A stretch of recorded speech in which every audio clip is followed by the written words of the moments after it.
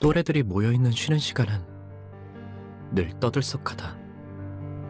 어른들은 때때로 그런 우리를 멀찍이서 바라보며 흐뭇해하고는 했다. 하지만 어른들은 모를 것이다.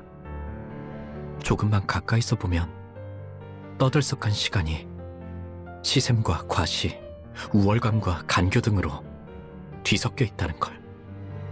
그만큼 아이들은 교묘하다는 걸. 옆반의 라훌은 아버지가 직접 양팔 시술을 해주신대. 심지어 아직 제대로 공개한 적도 없는 최신 기술이래지? 잡지에 나온 이 배우 알지? 우리 어머니한테 안구 시술 받기로 했다는 거 내가 말했나? 대기자가 너무 많아서 매니저랑 직접 와서 빌었어. 한두 마디씩 던지는 친구들의 말에 나는 초조해진다. 너는 뭐 없어?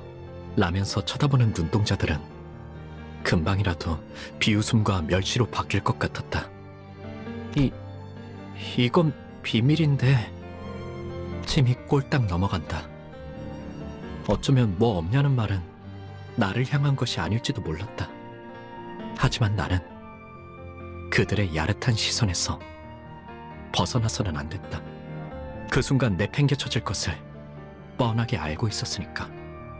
우리 아빠는 피사와 협약을 맺었어. 지금 개발 중인 기술들을 보더니 전폭적으로 지원해주기로 했대. 맙소사, 나는 대체 무슨 생각으로 그 사실을 털어놓았을까? 그들의 눈밖에 나지 않으려던 공포에 섣불리 튀어나온 말이 화를 자초했다. 혹은 순간의 치기 어린 허세, 또래들 사이에서 잘 보이고 싶은 저열함이 뒤섞인 충동이었을지도.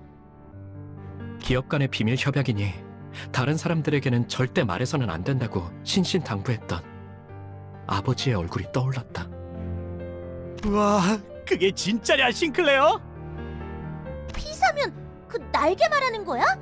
와, 완전 부럽다. 대화의 중심은 순식간에 나로 바뀌었다.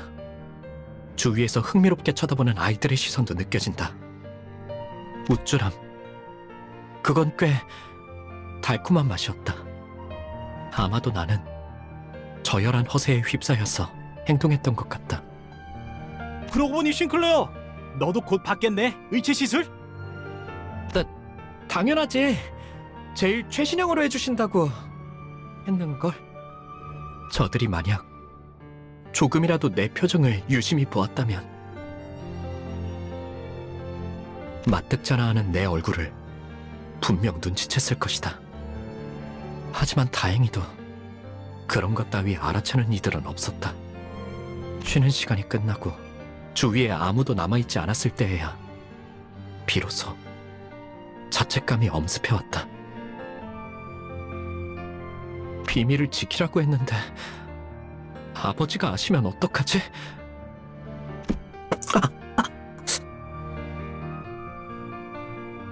손톱에서는 어느새 피가 새어나오고 있었다.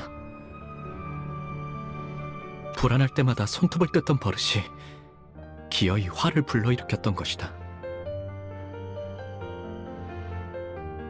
나는 그 버릇을 고치기 위해 손톱도 최대한 짧게 잘랐었지만 대신에 살점을 물어뜯게 될 줄은 모르고 있었던 것 같다.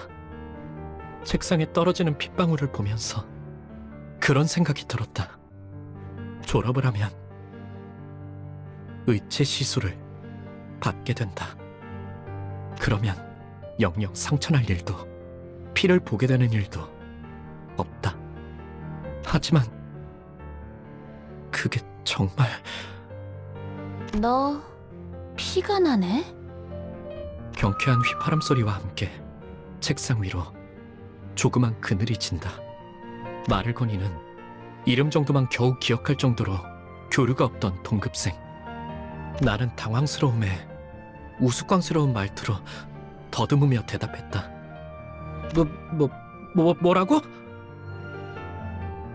있잖아, 네가 아까 한 말 진짜야? 진짜야.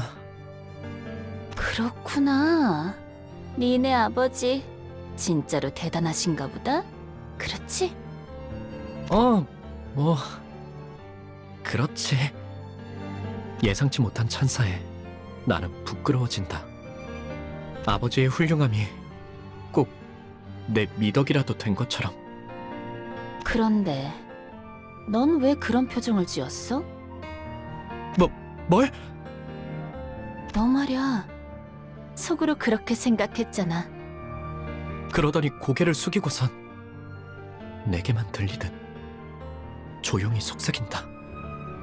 더럽다고. 눈동자가 커진다.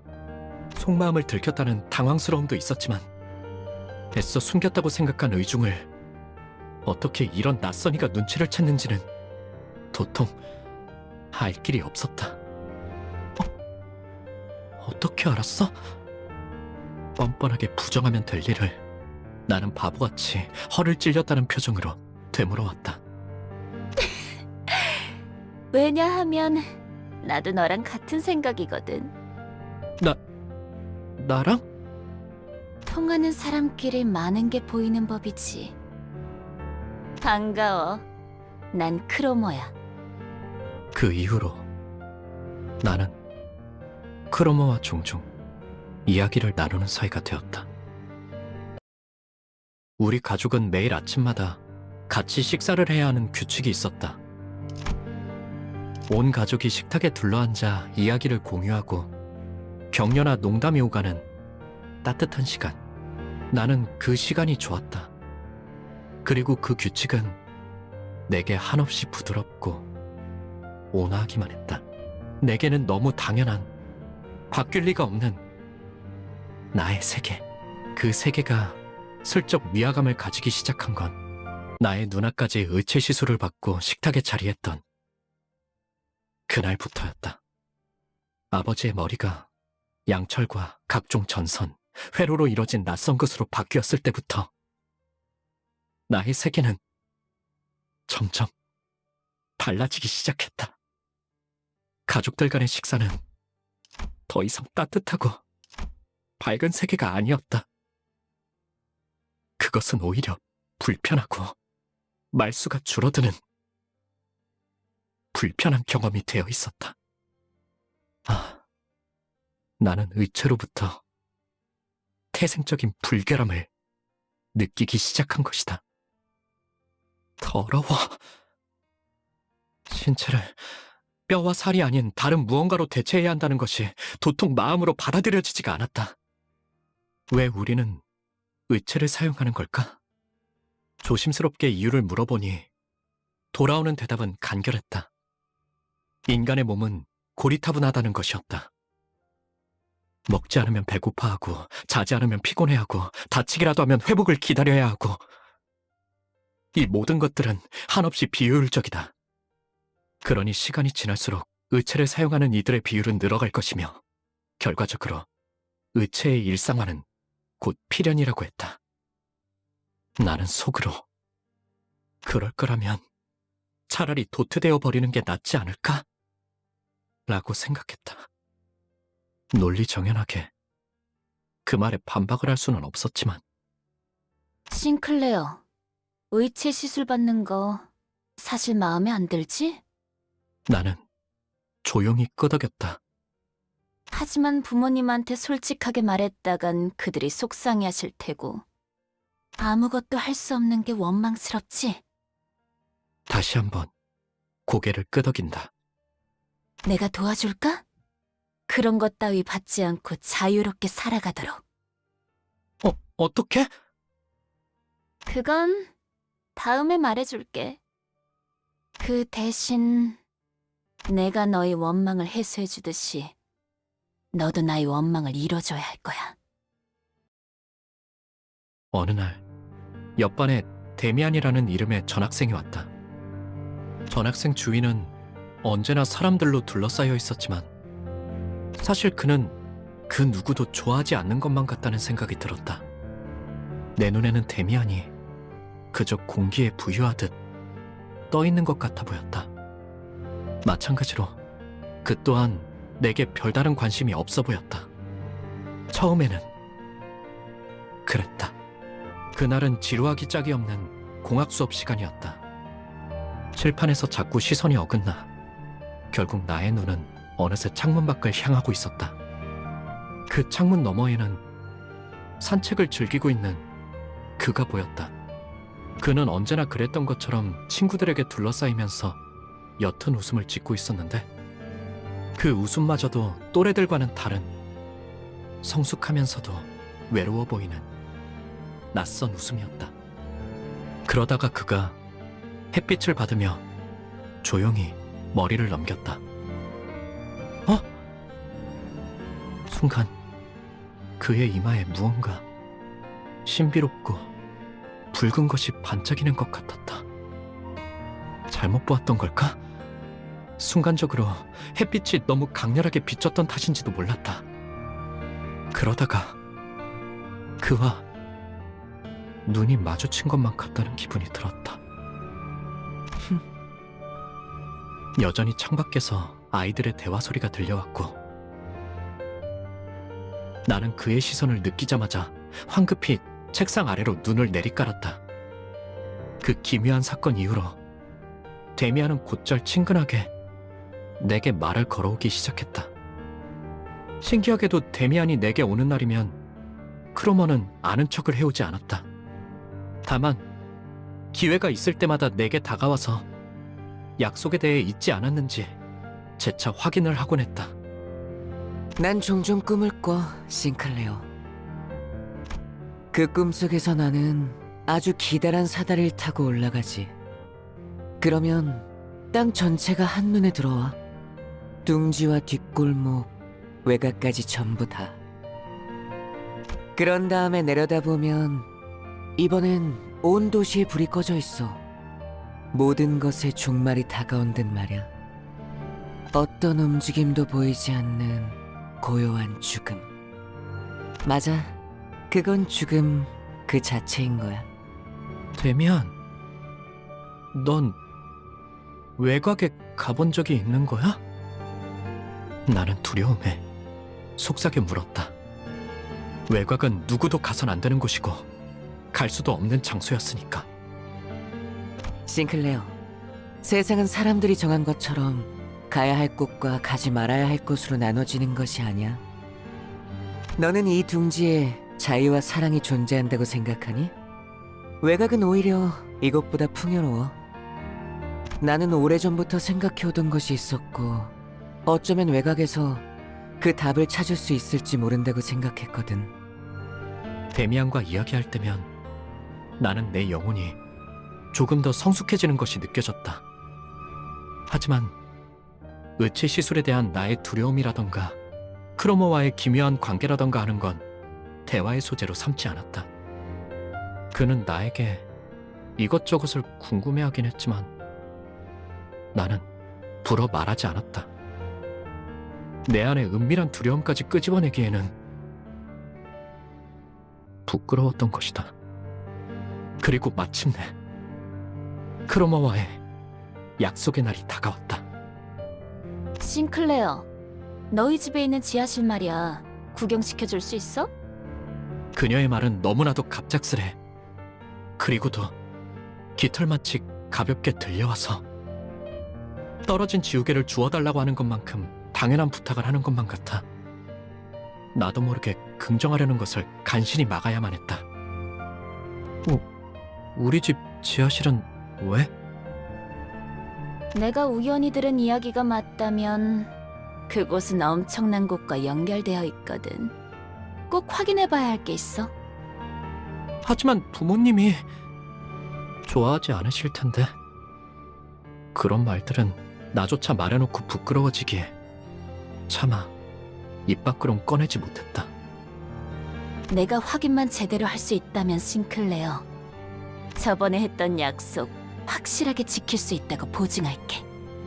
지하실 열쇠를 몰래 가져와주면 길 안내는 내가 할 수 있으니까. 그녀의 말에 숨어있는 기시감을 끝끝내 찾아내지 못한 나는 천천히 고개를 끄덕였고 그렇게 악의 세계가 우리 집 한가운데에서 시작되었다. 부모님의 눈을 피해 지하실 열쇠를 몰래 훔친 후 나는 약속했던 대로 크로머와 만나 지하실로 내려갔다.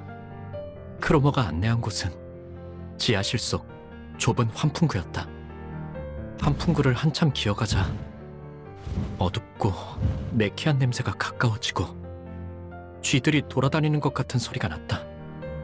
옷은 점점 더러워지고 있었고 목은 말라오며 집에 돌아가고 싶다는 생각이 간절해져만 갔다. 그때 여태까지와는 다른 냄새가 주변을 감싸고 있다는 사실을 눈치챘다. 너도 느껴지지? 크로머가 속삭이는 소리가 들려왔다. 앞에 뭔가 있는 거야. 만약 돌아가야 할 마지막 기회가 남아있다면 지금일지도 몰랐다. 지금이라도 그녀를 만류하고 온갖 달콤한 회유를 끼얹으며 다음을 기약하는 게 나았을지도 몰랐다.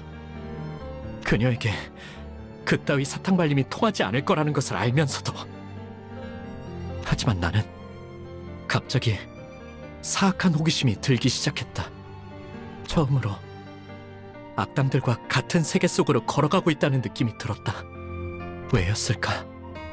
나는 돌아가는 것을 포기했다. 그게 마지막 기회라는 것을 어렴풋하지만 확실하게 알고 있었으면서.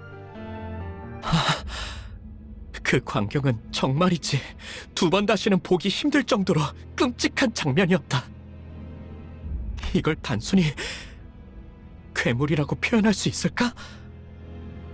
그러기에는 지성이 있는 것처럼 보였고 인간이라고 하기에는 어딘가 단단히 잘못된 듯이 보였다.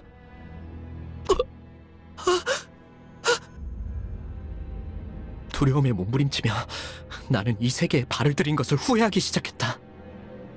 왜 기회를 걷어차고 나서야 다시금 기회가 올 수 없을지 기원하는 꼴불견 같은 짓을 하는 걸까? 그런 후회와 함께 이건 아마 죽을 때까지 잊을 수 없는 장면이 될 거라는 확신이 뇌리를 파고 들어왔다. 크로머, 나는 돌아가야겠어. 하지만 크로머는 달랐다. 그녀는 아주 황홀한 일생에 대단한 무언가를 마주한 사람처럼 하염없이 그 풍경을 보며 취해 있었다.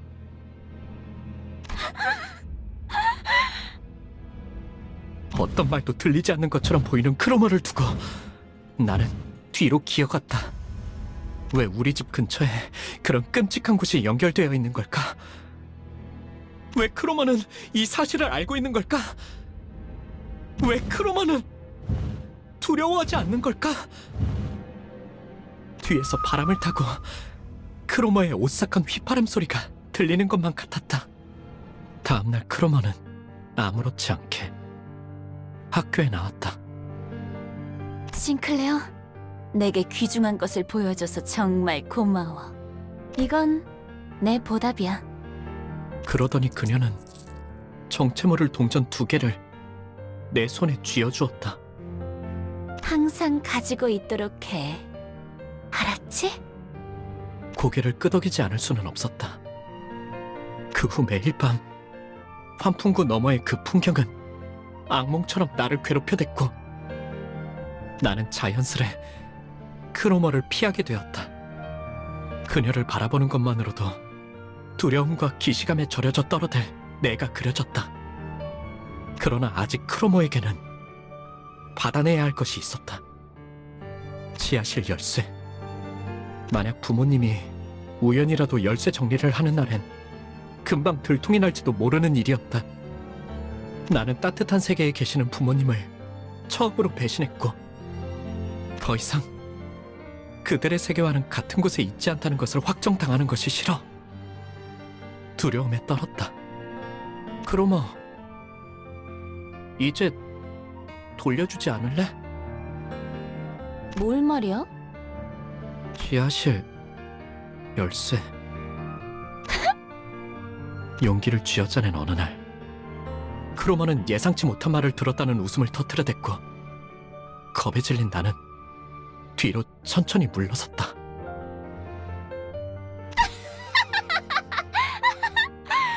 무슨 말을 하려고 그렇게 쩔쩔매나 했더니 좋아, 돌려줄게. 싱클레어, 열쇠는 이제 우리한테 필요 없거든. 그리고 말이야, 네 원망은 틀림없이 이루어질 거야, 싱클레어. 의치 시술을 받지 않고 싶다는 거 말이야. 약속 기억하지? 너는 내 원망을 이뤄줬거든. 그 보답이야. 열쇠를 받았다는 안도감에 사로잡혀 크로모가 무슨 이야기를 하는지 정확히 알아차리지 못했던 내 무지함을 저주한다. 크로모가 말하는 우리가 누구였는지, 왜 이제는 필요 없다고 한 건지, 내 원망을 어떤 식으로 이뤄주겠다는 소리인지 단 한마디도 묻지 않았던 내 어리석음을 후회하고 저주한다. 결국 크로마한테 열쇠를 넘겼었구나. 어떻게 알았어? 데미안은 말을 하지 않은 것까지도 모두 알아채는 능력이 있었다. 언젠가 그에 관해 물어보았더니 사람을 자세히 관찰해보면 알게 될 일이라고만 말했을 뿐, 더 이상 자세히는 말해주지 않았다. 싱클레어, 앞으로 더욱 힘들고 괴로운 일들이 널 연달아서 덮쳐올지도 몰라. 하지만 포기해선 안 돼. 그 고통이 널 더욱 아름답게 성장시켜줄 거니까. 제 아무리 어려운 말도 데미안의 입을 거치면 모두 그럴듯해지고 마는, 그에게는 그런 신비한 힘이 있었다. 그의 말을 들으면 나는 꼭 성장할 수 있을 것 같았다. 그럴 가치가 있는 존재가 될 수 있을 것 같았다. 하지만 잘은 이해가 안 돼, 데미안. 네가 알아내. 그런 다음에 나에게 답을 말해줘. 말투는 부드러웠고 눈은 웃고 있었음에도 어째서인지 그래야만 할 것 같다는 생각이 들었다. 그 눈동자에는 분명 특별한 힘이 있는 게 분명했다. 눈만 마주치면 힘이 풀리고 무력해지는 특별한 힘. 하지만 그렇다면 왜 일말의 언급조차 해주지 않았는지 나는 지금까지도 궁금해지곤 한다. 그날은 크리스마스 이브로 온 마을에 종소리와 기쁨으로 가득 차 있을 때였다. 성야의 가호 아래에 나는 돌아가서 가족들에게 나름의 고해를 해볼 생각이었다. 지하실 열쇠를 훔친 바보 같은 실수를 저질렀지만 나는 다시 모범적인 아들로 돌아갈 것이라고. 그 시간 동안 나는 너무도 괴롭고 끔찍했다고. 내가 속한 세계가 얼마나 평화롭고 만족스러웠는지 절실히 깨달았다고. 그러면 가족들은 처음엔 잠깐 놀라겠지만 이내 날 그 낙원의 공간으로 받아들여줄 것이다. 분명 그랬을 것이다. 하지만 원래 같았다면 정문 앞에 설 때부터 나를 반겨줄 로봇 강아지의 소리가 들렸어야 했지만 집은 고요한 밤 아래에 둘러싸여 있을 뿐이었고, 뒤이어 내가 마주한 건 멸망에 뒤집혀버린 낙원이었다. 싱클레어, 도망쳐.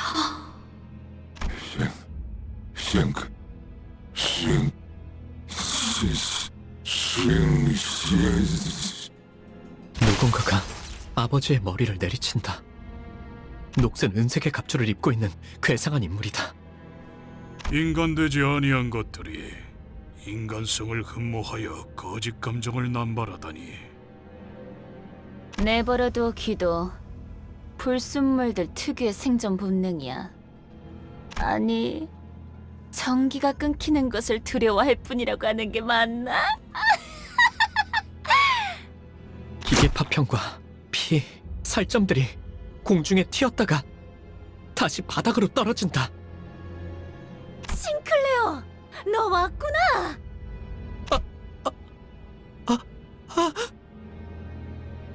피와 살점이 묻은 망치를 든 채로 크로머가 다가온다. 아, 이거 말이야? 난 옛날부터 저런 더러운 놈들이랑 조금만 엮여도 불결해서 참을 수가 없었거든. 왜냐하면 나는 사람을 사랑하는 파괴주의자니까. 그런데 그런 불순한 새끼들의 자식이기까지 하면 내가 널 어떻게 해야 할까, 싱클레어? 나의 다리는 힘이 풀린 지 오래다. 입도 마찬가지다. 온몸의 모든 요소가 자기 멋대로 움직이는 것만 같았다. 눈앞에 크로머의 발이 보였다. 차마 고개를 들 수도 없었다. 그렇게 가까워져서야 두려운지 눈이 질끈 감겼다. 아버지와 어머니와 누나를 으깬 살점이 남아있는 저 망치가 나를 향해 다가올 거란 생각을 하니 견딜 수 없을 정도로 두려웠다.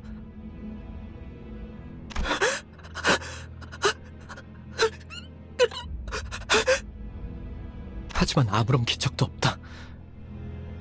의아해진 나는 조심스럽게 눈을 떠서 고개를 들었다. 크로머는 나를 바라보고 있었다. 언젠가 내가 책상에 앉아있을 때 자신의 이름을 알려주며 말을 걸어왔을 때처럼 완벽한 미소를 지으며 하지만 너는 내 영웅이야, 싱클레어. 그러더니 내 교복 셔츠 주머니에 손을 넣어 동전 하나를 꺼내간다. 나에게 쥐어준 둔잎의 동전이다. 앞으로 무엇이든 의심하고 불안해하고 끊임없이 나를 떠올리면서 겁에 질린 채 살아.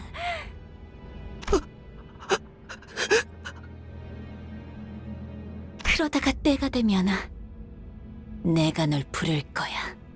어이, 이 아이를 안전한 곳으로 옮겨.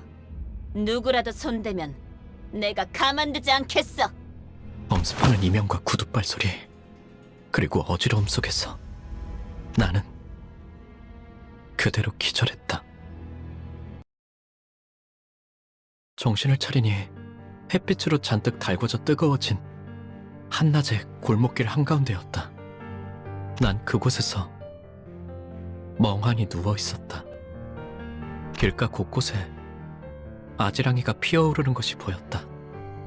싱클레어, 네 세계에 금이 갔구나. 내가 데미안을 봤을 때 종종 느꼈던 위화감의 정체를 알 것도 같았다. 어째서 그 아이는 항상 발걸음 소리가 나지 않았던 걸까? 왜 모든 건 고독하고 조용하게 어디에도 속하지 않은 듯 고요하게 다가오는 걸까? 가족의 죽음도, 악의 세계도, 절망도, 그리고 너도. 두렵니, 싱클레어? 그는 내게 말했다. 모든 것을 관통하여 보고 있다는 듯이, 그리고 그 모든 것이 예정된 수순에 지나지 않는다는 듯이, 심지어 그는 알고 있는 듯이 대답을 기다리지 않고 말했다. 언젠가 전부 깨버린 채 박차고 오를 날이 오겠지. 나는 전부 끄집어내진 널 보고 싶어. 입 밖으로 꺼내지 못하고 있던 나의 속대답이 어떨 것이라는 걸 이미 알고 있다는 듯. 그러나 그의 말은 온기가 가득한 듯 하면서도 제대로 익지 않은 칠면조에 차가운 내부를 씹는 것만 같은 서늘한 기분이 들어 나는 다시 한번 정신을 잃을 수밖에 없었다.